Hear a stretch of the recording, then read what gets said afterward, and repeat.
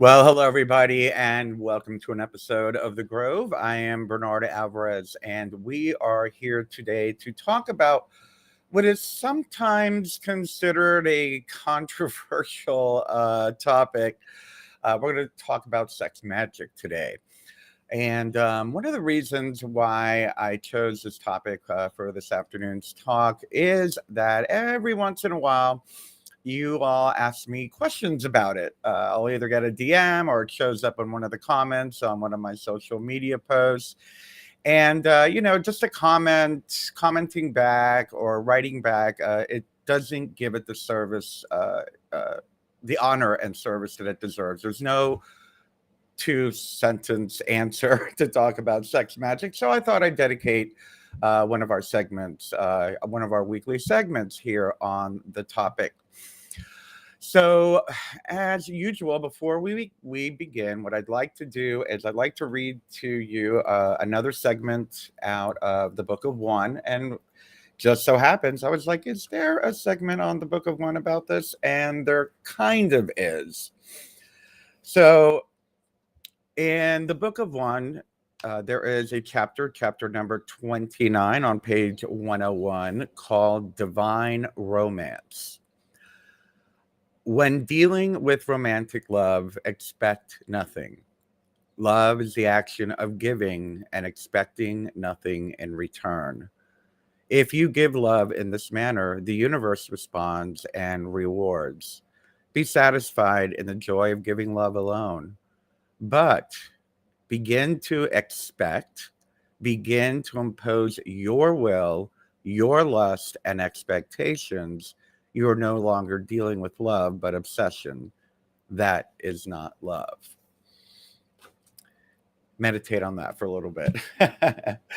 Anyway, let me get this out of the way so I can see the chat room, see how you all are doing. Anyway, so as I said before, I want to talk about this because of the fact that you all have been asking, not all, a couple of you have asked for it, and I wanted to give it, the honor and reverence that it deserved in one of our segments.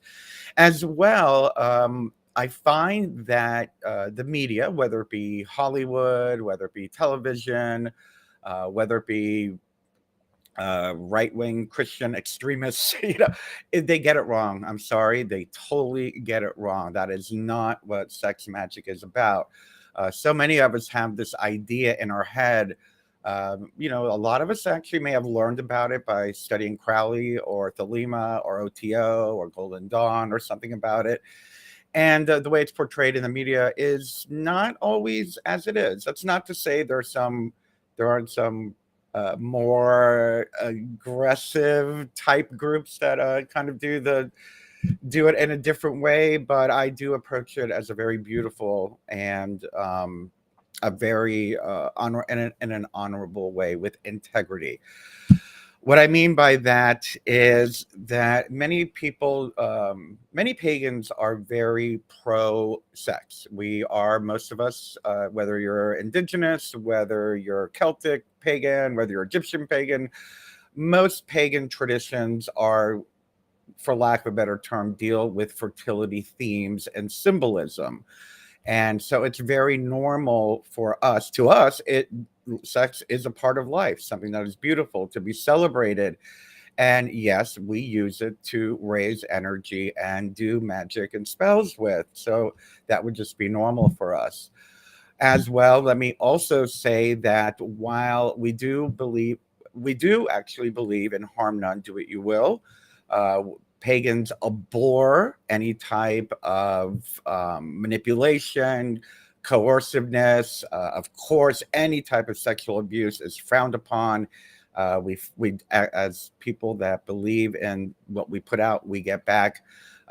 Sex must be between consenting adults, and especially sex magic must be informed consent, knowing what your partner is getting into, and preferably your partner is going to participate and lend their energy and focus in it.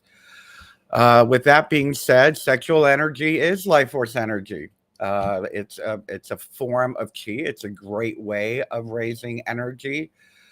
As well, there are many different types of sex magic. So I'm just going to do a little brief intro today. We're not going to go into too much in depth as far as getting into too many details. We want to keep it kind of rated PG-14 today, but we are going to get into an interview and kind of give you an overview and give you an idea of what it really is. And maybe it'll interest you to want to learn more of how to do it, maybe research a little bit more, and also understand perhaps when you might be in the wrong kind of group if they're trying to coerce you into doing something that you do not want to do.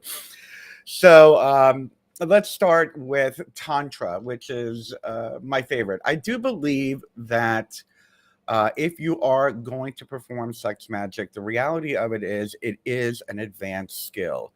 This is not necessarily something I would participate in with, let's say, a first degree witch or a first degree magical practitioner.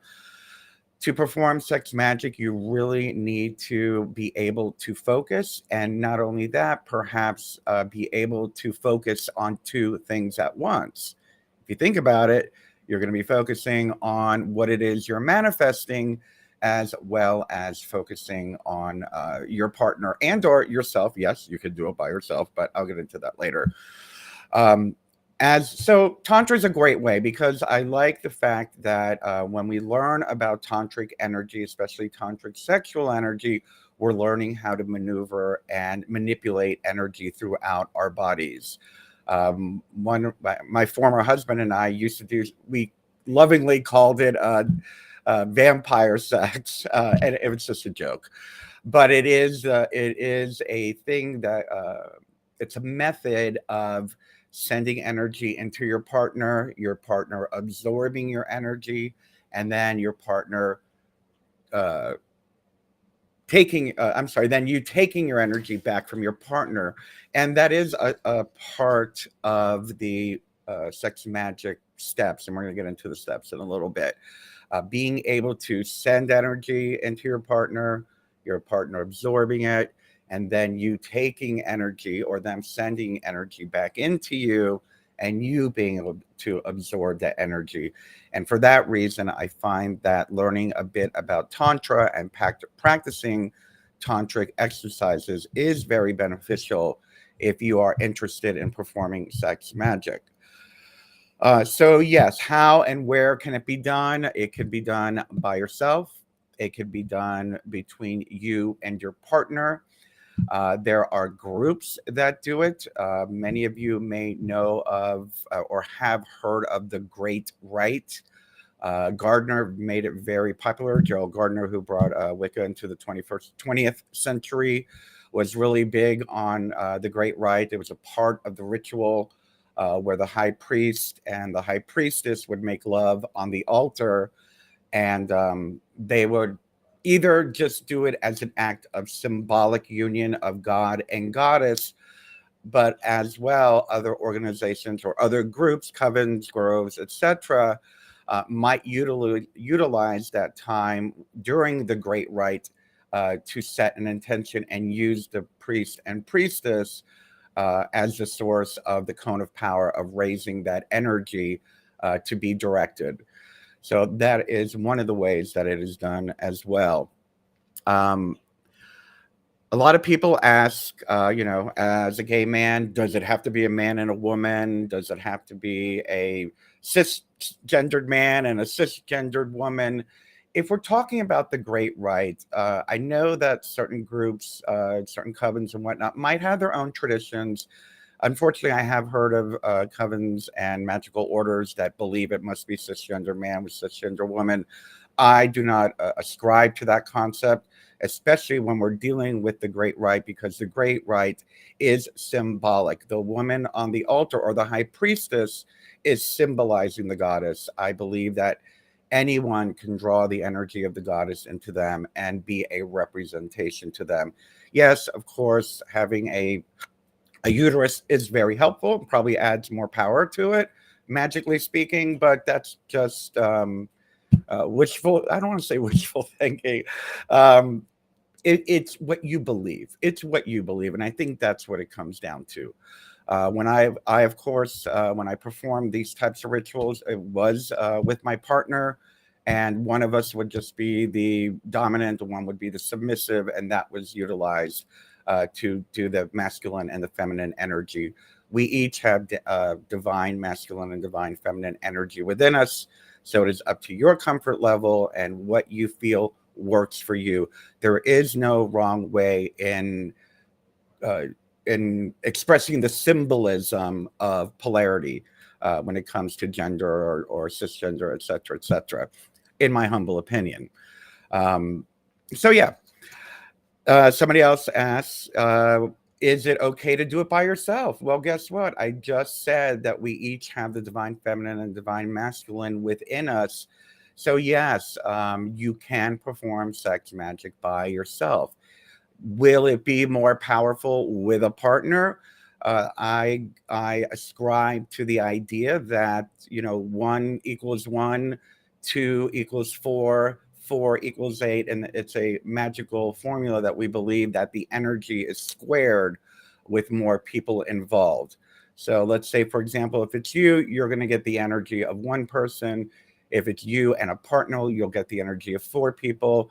If it's you, a partner, and let's say, a whole coven, you're going to get a lot of energy raised and directed uh, to help manifest the end result a little bit more powerfully, and perhaps maybe even a little more quickly. And as I said before, sexual energy is energy. We're dealing with life force energy, chi. Um, and again, that is why I talked about how it's important to learn a little bit about maybe doing some tantric exercises with your partner as we go into that. Boy, I'm talking a mile a minute here, aren't I? But I'm looking at what time it is. That's going by quickly. So let's go into just an outline, an overview of what sex magic is and what the steps would be.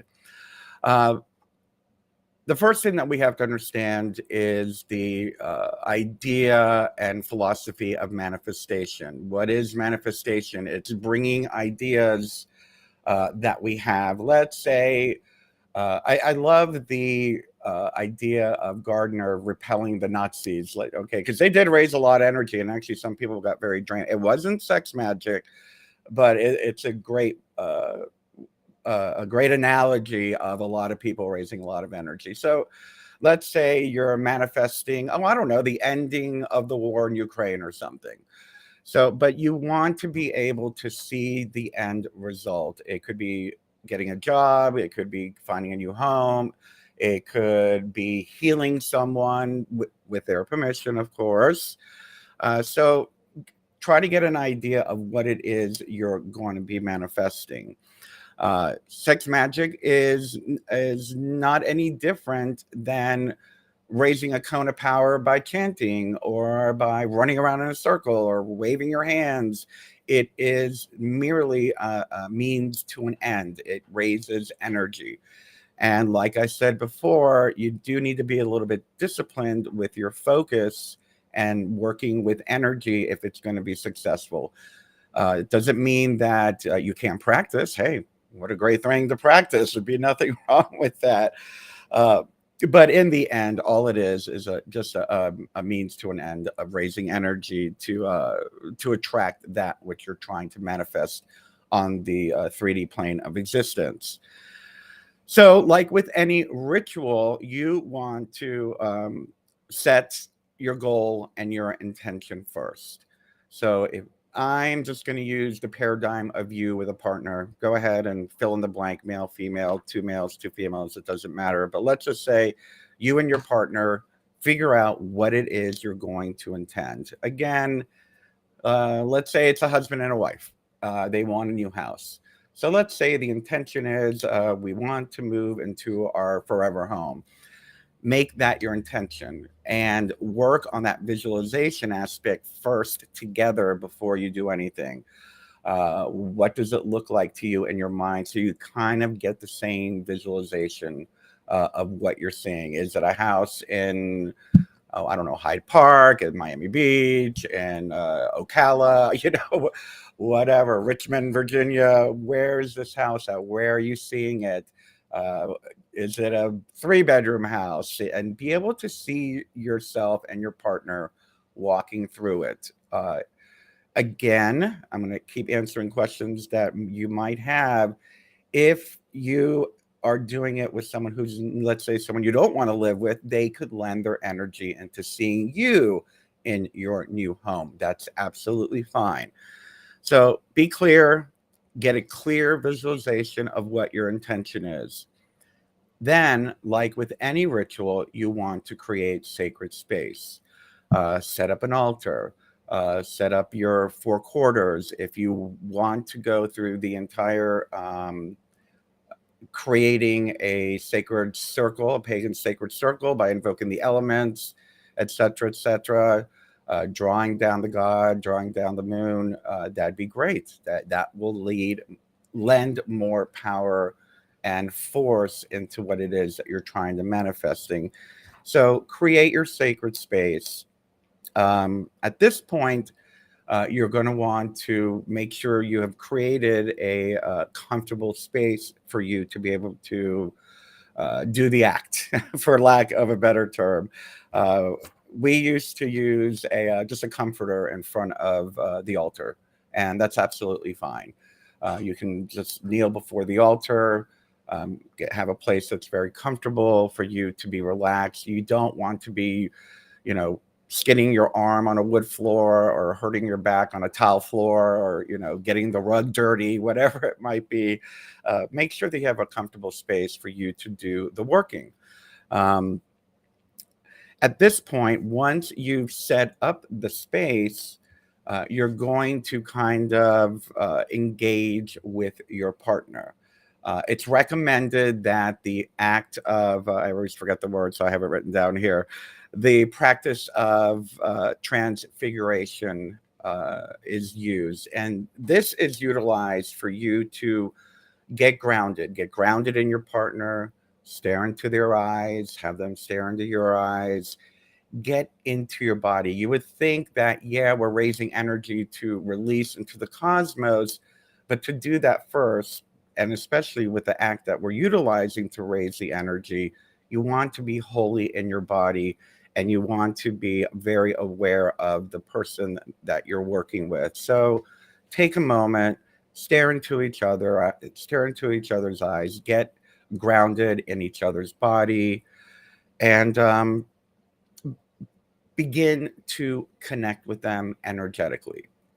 I think this is where I was talking about earlier about being able to share the energy, and that is what we're going to do. We're going to connect energetically with breath. Same thing, just do some breathing exercises. Maybe while you're inhaling, they're exhaling. Maybe while they're inhaling, you're exhaling. And we want to create a cycle of energy utilizing your visual, utilizing breath, and communing with each other energetically. So let the energy go in you and out of them, and vice versa, creating this circular connection of energy.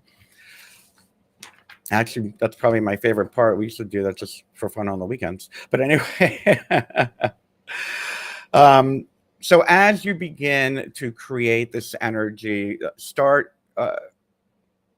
merging that energy into one. So eventually allow your breath to catch up with each other, where you're both inhaling and you're both exhaling, where you're both inhaling and you're both exhaling, that the energy is coming into you both and the energy is coming out of you. Breath is very helpful for this. That's fine. So this is where that union of energy comes into play. And again, you are grounded, you're only focused, you're not rushing. This is not, a high school kid hurrying up in the backseat of a car. Very slowly, very paced, very grounded. And at this point, then you can start to, caress each other. You want to do foreplay, whatever it is. But the secret here is that you're just utilizing it for connection. This is not about hurrying up. This is not about being concerned with sexual or genital stimulation. It is strictly to connect with the energy and keep the energy flowing. So your focus is on energy, not the end climax at this point. At this point. So again, the goal isn't about to have an orgasm, it's to raise the sexual energy.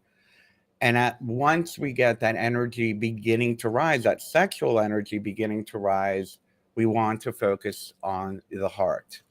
As you touch each other, as you feel your energy being exchanged, focus the energy on your heart, and then you raise the energy into your higher consciousness. It is said that you're creating. I love the analogy of your manifestation is a cosmic baby that you're making, and that's your intention. Um, so you're making a baby of your intention, for lack of a better term. But as you begin to get more and more aroused, now this is the point where things have to really call upon your focus.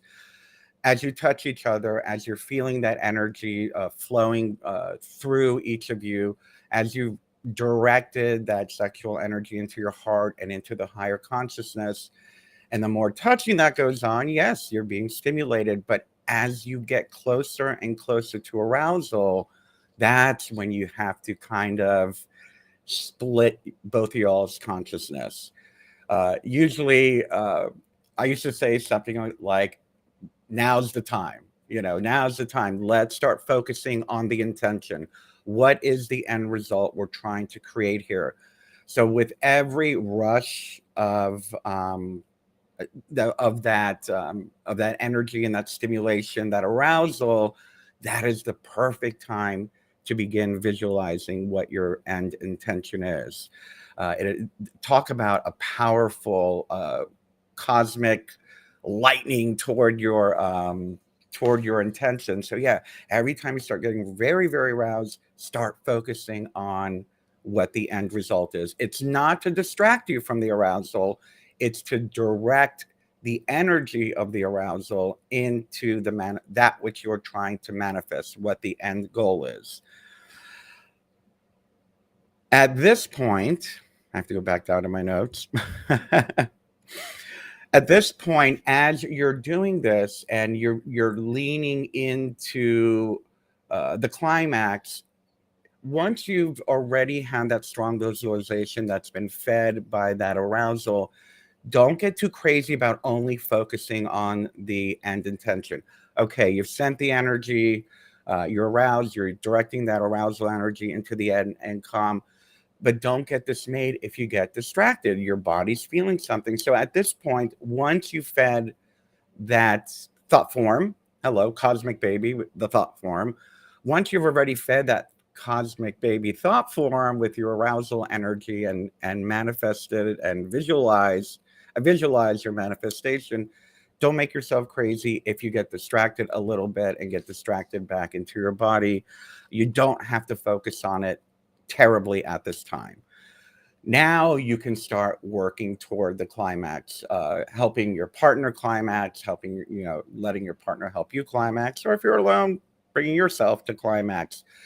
And as you are about to hit that spot where you're about to release, now we go back to focusing on exactly what it is you want.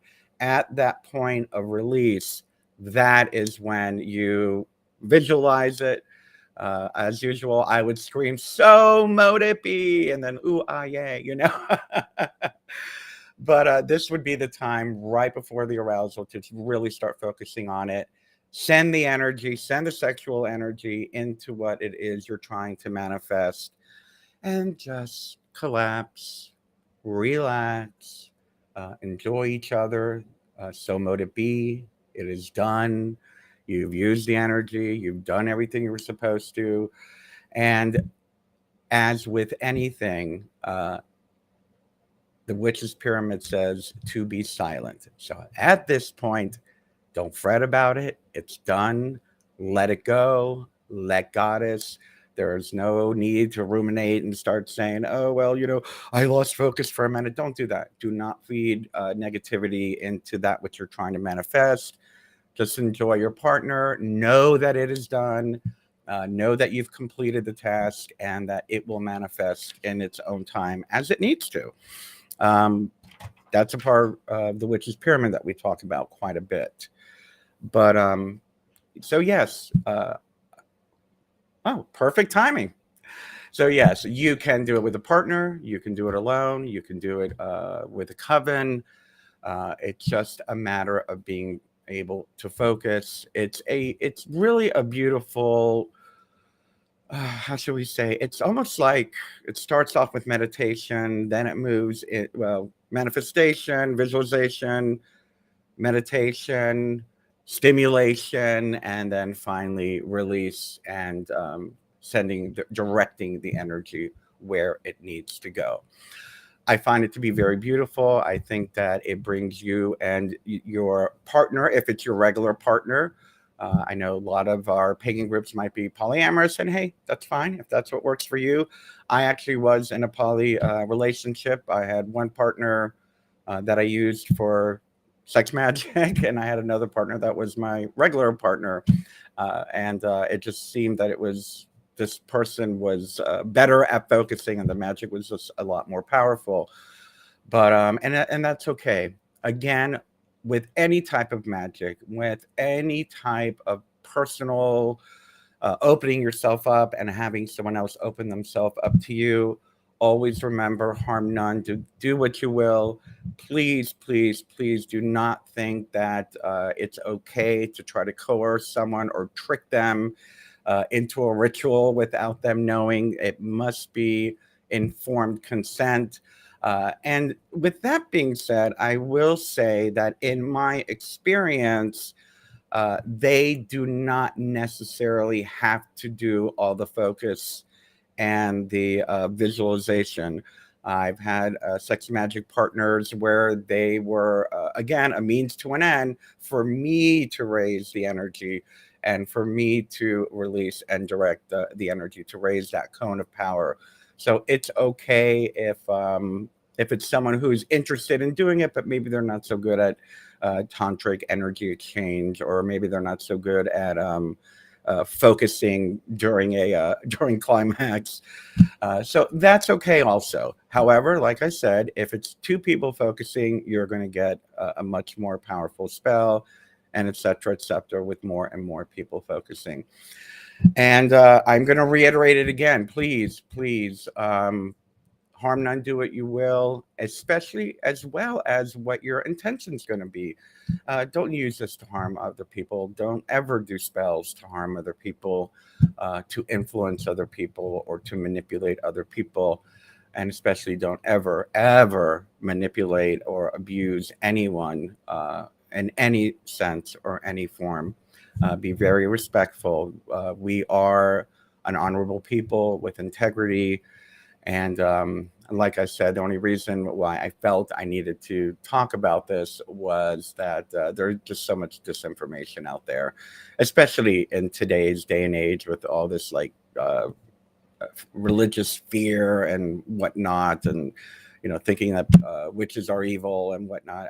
I wanted to clarify what it really is. It is beautiful. It is beautiful. And if anything, I highly recommend at least doing that first part with your partner, learning that tantric energy exchange. It's a great relationship tool, even in of itself. It doesn't even need to be magical. It's a great way for you to connect with your partner's energy, no matter who they are, and no matter what you guys want to do with it. All righty. Well, it's that time. Wow, I kept it exactly for 30 minutes. I'm really glad that I did. I highly recommend that everybody go ahead and do some research, find out some more about it, and always, always beware of anyone who tries to coerce you into doing sex magic. It must come from your free will, and vice versa. Run if anyone tries to trick you into doing it without your consent. I love you guys. Have a wonderful week. I really don't know what we're going to be talking about next week. I know that Oh, okay. So yeah, I'm good for another 2 weeks. The following week, I will be having to take the day off because I'm finally getting this eye surgery. I will no longer be Odin or Thor now that he has one eye on Marvel. But anyway, yeah, we'll have 2 more weeks of shows. I'll be taking a week off after the surgery. And then, as usual, in September, I will be taking my hiatus as we rework the show, update it, move into season 3, and see where it goes from there. Please, if you enjoy the work that I do, please consider becoming a subscribing member on YouTube, on Patreon, on Facebook.